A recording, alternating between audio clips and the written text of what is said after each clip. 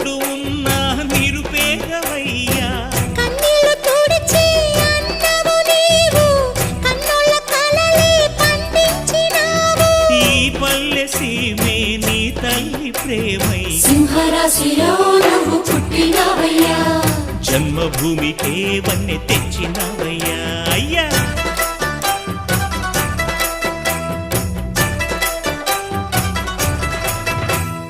మట్టి నుంచి పుట్టి పెరిగి మనిషైన వాణ్ణి, కట్టుబట్టలుంటే చాలు అనుకున్న వాణ్ణి, సాటి వారి సేవకై బ్రతికున్న వాణ్ణి. పుట్టినప్పుడు మనము తెచ్చిందేముంది, గిట్టినప్పుడు మనతో